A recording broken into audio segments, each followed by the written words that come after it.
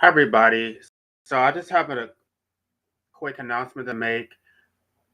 For those of you who were subscribed to my other channel, the Antinatalist Informant, you know that channel has been taken down.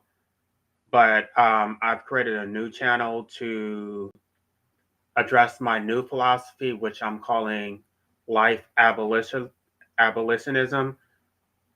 And this coincides with the book that I'm going to be releasing on December 15th. And so, I mean, I know specifically why my channel was taken down. I guess I need to avoid certain topics, and then people were asking me for specific information, which I didn't explicitly state, but I did provide an AI tool which doesn't have a filter on it or censorship. So although I did not explicitly provide any substantive advice on what people should do, I kind of hinted at it. But anyway, I'm not going to be doing that anymore. If you guys want the information, you guys are going to have to get the book. I'm not even arguing for what they think that I was arguing for. I'm arguing for a legal right, which we don't have currently, which is the right to self ownership.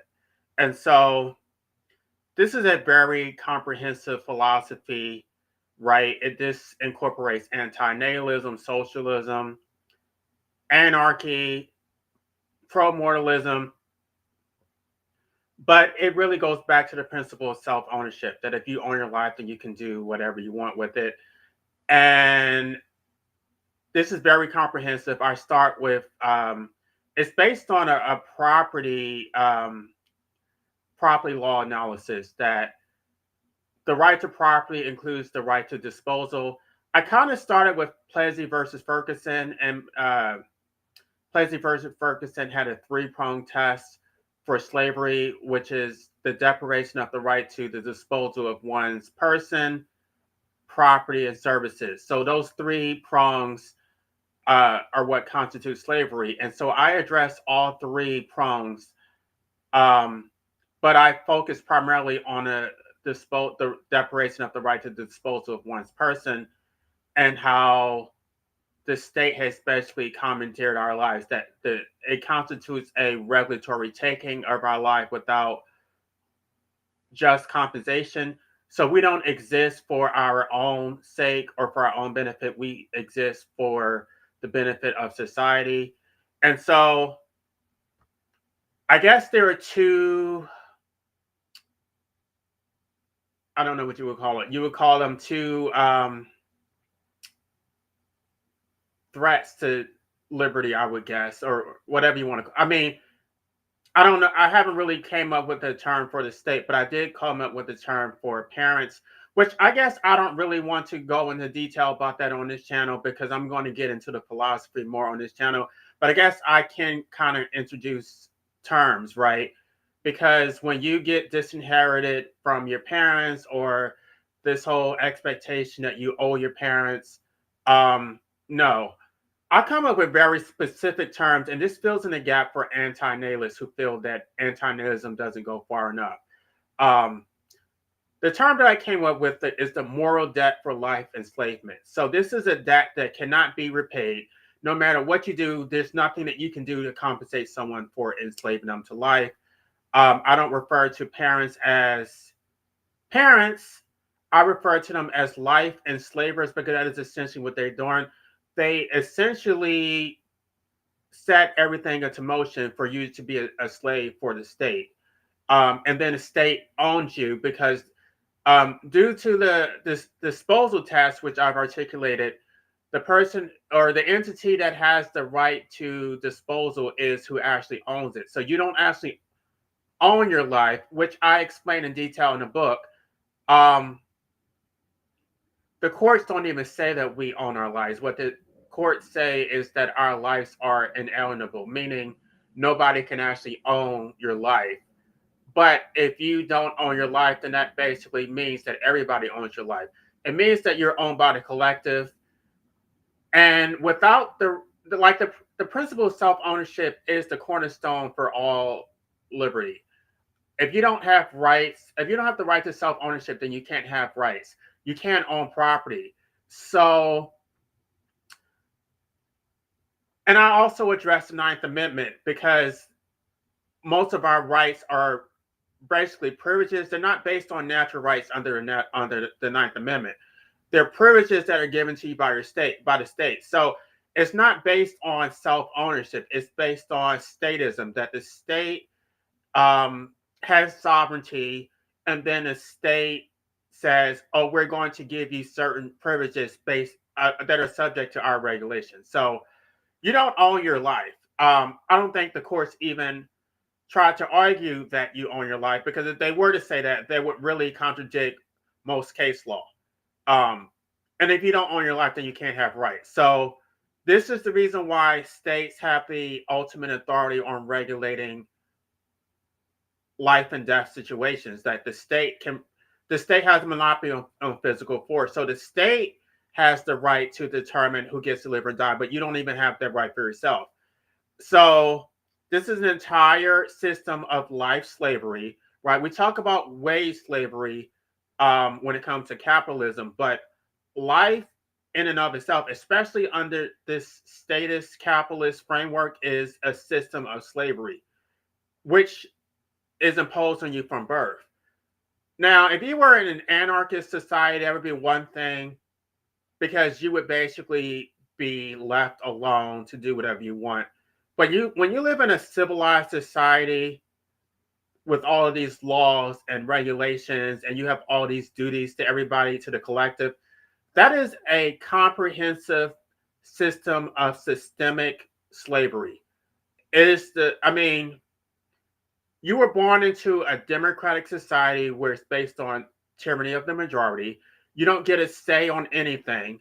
If whatever the majority says goes. So um, it creates a false sense of legitimacy, that because the majority decided something, that makes it right. It's like, no, that's not what that actually is what democracy is. But we're not supposed to have a democracy. We're supposed to have a republic where we have elected officials that protect the rights of minorities from tyranny of the majority. But it's been run as a pure majoritarian tyrannical system. And I guess I don't really want to go into detail about the political aspect of it, because I do hold everybody accountable. I hold the parents accountable, I hold the state accountable, and I also hold the public accountable for their complicity. Um, I talk about how they created the system, they created the dangerous instrumentality, they supported democracy, and at the same time, they're going to abdicate their social responsibility, right? They support this system, right? But at the same time, they're going to say, "Oh, it's not my responsibility. It's every man for himself. You go do you." But at the same time, they're trying to have abject control over every aspect of your life by using the state as their instrument of oppression. So it's not just the state, the public themselves, they are jointly and severally liable, which this isn't about legal liability, right? This is about moral culpability, that this is a massive conspiracy to keep you enslaved. Um, and so what I propose is socialism, which I don't want to give it all away because it's in a book. Um, I understand the whole they want to have all these slippery slope arguments, public policy, the compelling state interest, blah blah blah, yada yada yada. Who gives a shit? But what I'm saying is, you can have all those justifications, but those justifications serve the public. They don't serve me. So if I have to exist for the public's benefit, then I am entitled to compensation. I am entitled to remuneration in the form of complete and total socialism. So I'm not a proponent of traditional socialism, but I'm saying that this is a consolation for it. Basically, what I'm saying is, put your money where your mouth is. You're saying that you have an interest in my life, right? You're saying that this is for my welfare. This is for this is for my benefit, right? So for all the proponents of the sanctity of life mythology, you're going to have to put your money where your mouth is. Otherwise, you're going to have to shut the fuck up. Gosh, I didn't want to say this for my because I'm going to be putting this on my other channel as my first video. Um, Let me clean up my language, but you're going to have to shut up because you don't get to have a critique about my existence unless you're going to put your money where your mouth is. So unless you have an actual stake in my existence, meaning you're going to have to pay for it. You're going to have to repay my student loans. You're going to have to pay my mortgage. You're going to have to pay for my food, my groceries, my transportation costs. Um, I have a whole chapter in the book called The Life Slaves Ledger, which is about it's about all the benefits that your life enslavers got, and also what society got from your existence, right? And then on the cost side, all the costs are maintained by you. So you maintain all the costs for your involuntary existence. You have to work, you have to eat, you have all these social, emotional labor that you have to perform, put on a fake smile, make people feel comfortable. You're subjected to democracy. Your parents are going to die. You're going to be stuck with that grief for the rest of your life. You're eventually going to die. You're going to age and decline. Your body's going to deteriorate, and you reap no benefit from it whatsoever. Society benefit from it. Your parents benefited. They get a legacy. They get somebody to instill their moral and religious beliefs with, somebody to make them feel good so they can self-actualize. But on the flip side, you like, on the life slaves ledger at the bottom, I'll just say you got screwed. Like, it's complete net zero, and all the benefits are on the other side. It's on the side of the life enslavers, the status, and the public. So they reap all the benefits. So it is a comprehensive system of slavery. Let me see if there's anybody here. Um, so I'm not going to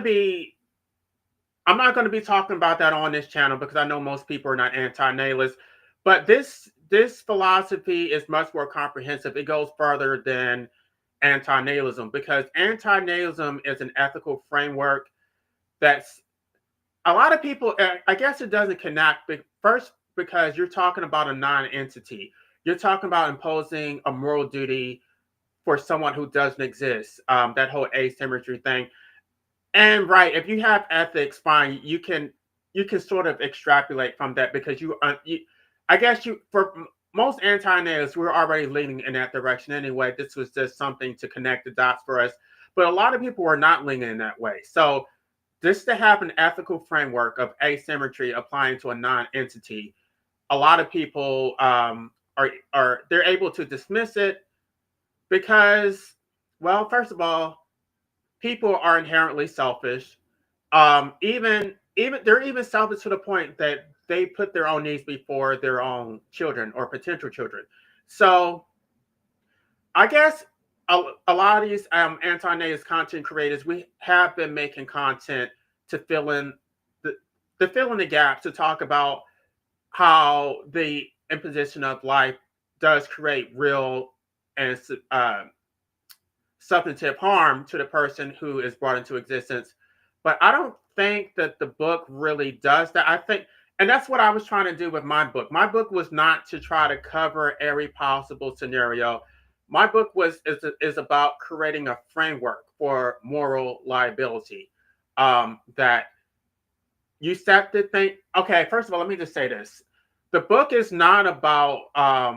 I guess David Benatar's book was mostly about, it's based on wrongful life because before he wrote Better Never to Have Been, he's written several articles about medical ethics, and it's based on wrongful life, which I didn't really talk a lot about. But wrongful life is a tort.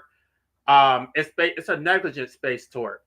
It's usually used in a medical context that doctors who are negligent and, I don't know, for performing some type of ethical or medical duty, that a person is brought into existence as a result of their negligence. I could go into examples, but I'm not really talking about that right now. But out of wrongful life, y'all know about wrongful death, but wrongful life is a corollary to wrongful death.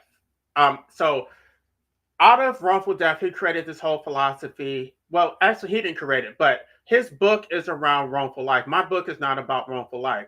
My book is about unjust enrichment because wrongful life is about an imposition for a duty. I mean, for a duty to someone who doesn't exist, for a non-entity. Mine is about a duty to someone who already exists and their continued captivity and how society and your parents and everybody else benefits from your existence. So it's unjust enrichment because it doesn't benefit you. These are all equitable claims, not legal claims. So this is not about me trying to advocate for the law or trying to create. Well, I'm actually indirectly arguing for a legal right, but I'm saying outside of that because they're not going to legalize the right that I'm not allowed to say. But in the absence of that legal right, then you have a moral duty to remunerate those who are kept in perpetual captivity. That you are actively contributing to their suffering, you're benefiting from it, and they are not benefiting from it. I think they sort of assume that you are. They just assume that life is sacred, is sacrosanct, democracy is sacrosanct, is inherently beneficial for everybody, but they don't consider the people who are screwed over by this whole systematic oppression, right?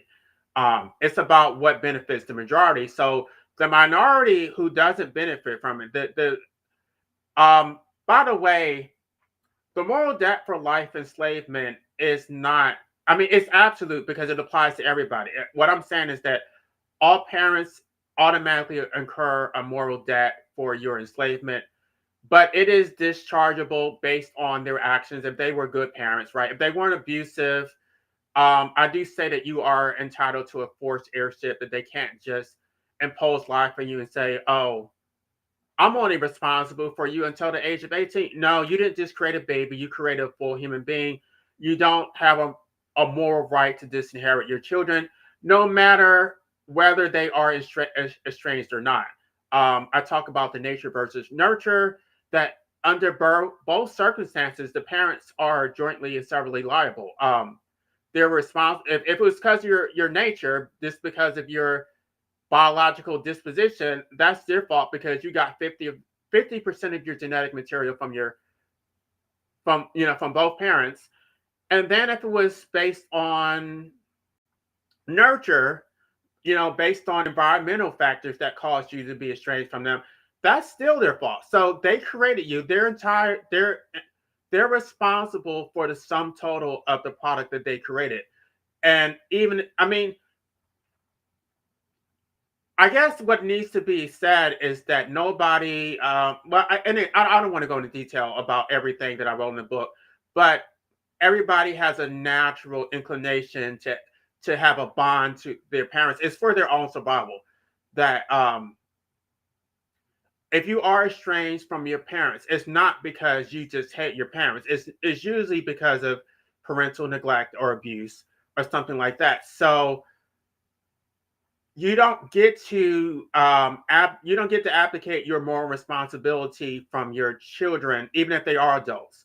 Um, and what did I call it? Anyway, I'm still working on a book. It's mostly done, but the content is all there, but I need to edit it some more, and I need to add citations to everything.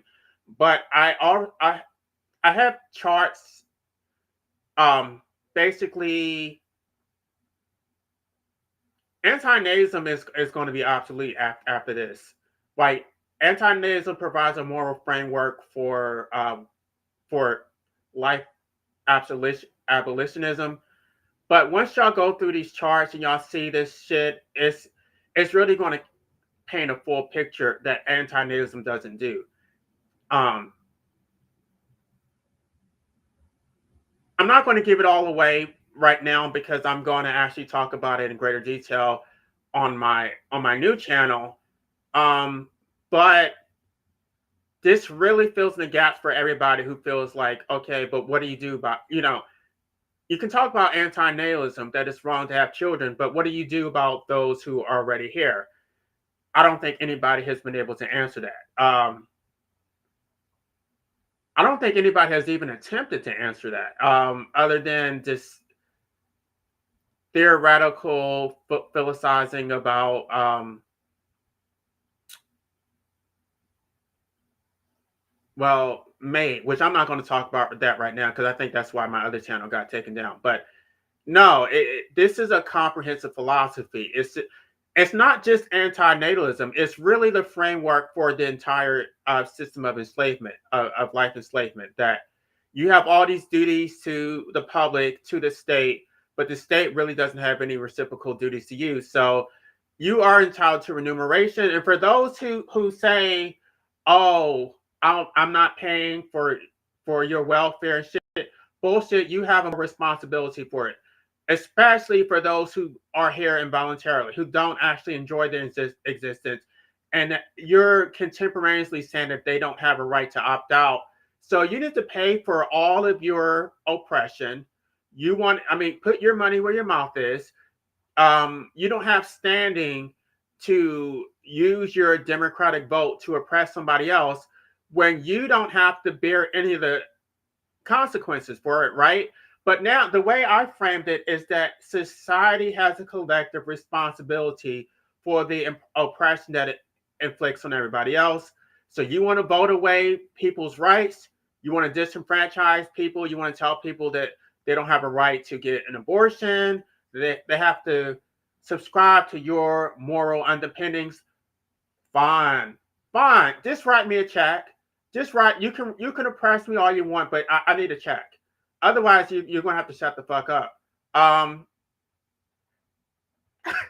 I just said I was gonna clean up my language, and I just can't help myself. But what else do I need to say?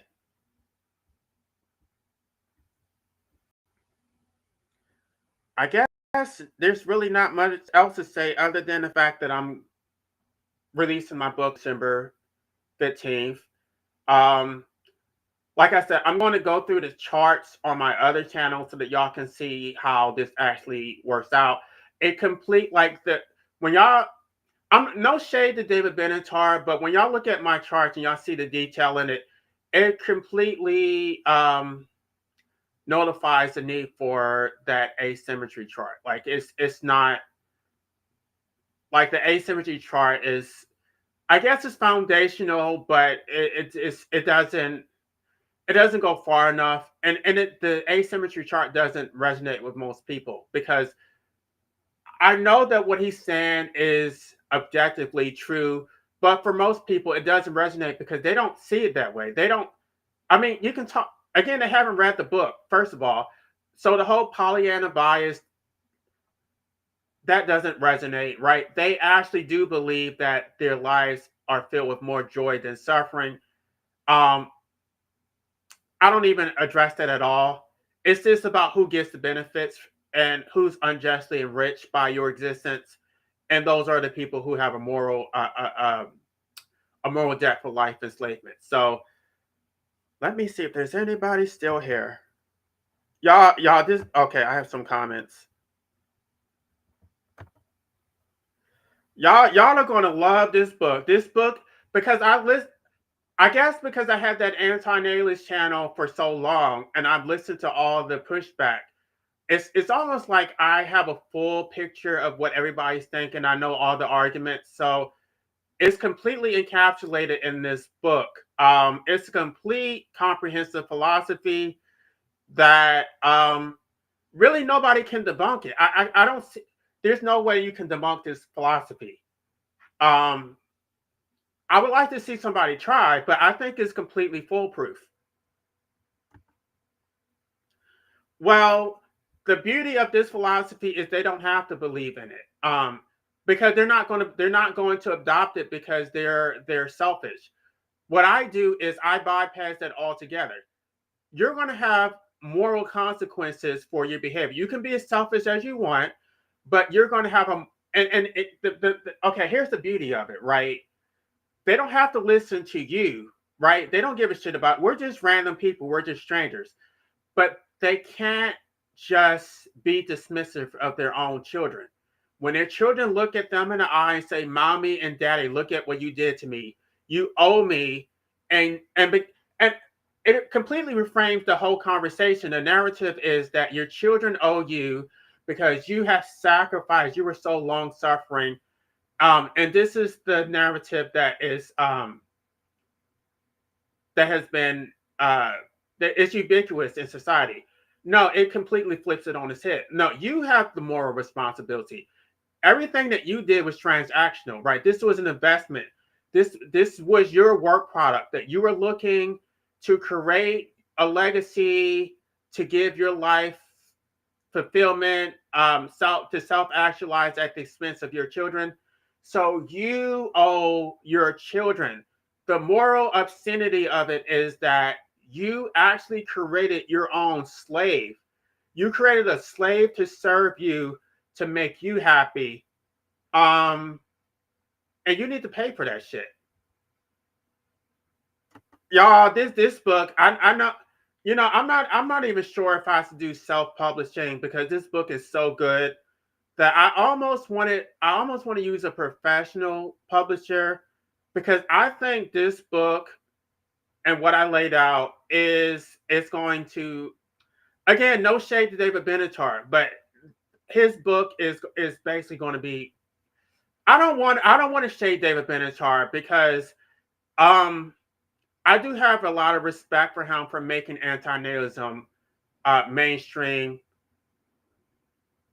Um, and maybe if this book is successful, I think it's going to be successful. I don't see the first book I think was limited to a very specific demographic, but this is so comprehensive. It applies to everybody. I don't see how this book can't be successful. I think I may want to do a mainstream publisher because this book is that good. Like, I know I wrote it, so I'm not objective, but when I'm reading it, I'm just like, this artic. I mean, I guess I know I wrote it, but at the same time, I can stack back and look objective, like this, objectively. This articulates what I have been thinking for so long, what most of us have been thinking for so long, and I'm just so proud of this book. Like, um, because it gives you the ammunition to address their arguments. They're not trying to engage with you. I want you to understand that. When you try to present antinatalism with them, they're not trying to engage. They're trying to they're trying they're let me their center is the fact that they want to have children, and or that they already have children, and so their moral justification, it's going to work backwards, right? They're going to it's not objective. They're trying to work backwards to say it is right, and they're going to give explanations for why it is right. Um, so yeah, congratulations for that. Congratulations for that. We need to have an an anti-natalist day or a life abolitionist day. At this point, I guess I'm going to use it transitionally, but basically, I'm going to remove the word anti-nihilism from my vocabulary eventually, right? Because I think this philosophy is basically going to replace anti-nihilism. Because nope, it doesn't resonate with anybody except those who are actually anti-nihilists. They don't care about this shit. Um, Let me see if there's any comments. The other book, the other channel is Life Abolitionist or Life Abolitionism, which when I'm done, I'm going to post it in the description. But y'all see in on the picture, this is going to be my watermark for my other channel, and this is going to like it's Life Abolitionism. So this look up Life Abolitionism, but I'm also going to post it in the description. And y'all, please don't come to my channel asking me for specific advice. because I fell in this trap. Like there were several people asking me for advice. Don't ask me for that. Y'all know we're not allowed to talk about certain things on YouTube. And I tried to, talk around it and use euphemisms. But whatever, I guess all that shit caught up. Y'all got the people who were asking me all those questions. Y'all got my channel taken down. Okay. What if a person believes in equal suffering that they must perpetuate suffering on others, bring to his state to bring about their? How do deal with someone or a group of people? Um, I can't even address. Again, this is one of those questions that would get my channel taken down. I'm not gonna. I can't. I mean, what do you expect me to say? Like, I can't. You know what? Maybe I can create a Rumble channel so I can actually speak freely, but I can't answer that question on here. There have been people who have taken actions into their own hands. I'm not going to talk about that right now because I'm skating on thin ice. This whole philosophy is already skating on thin ice. So for me to be explicit, to actually say, I'm not doing. I'm not getting this channel taken down. I'm not getting my new channel taken down. Thank you so much. Thank you so much. I just want to make sure I didn't miss any comments before I get off here. Yeah, so the other channel, I'm not allowed to live stream yet, but I'm going to upload. Once I'm done with this live stream, I'm going to download this and upload it to my other channel.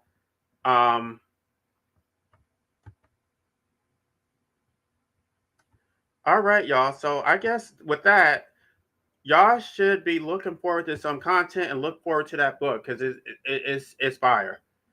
It's really good, and I'm gonna have to say I stepped my game up from the last one. The last one was good, but I think it just doesn't apply to enough people. This applies to a much broader audience. So thank y'all so much for your support, and be sure to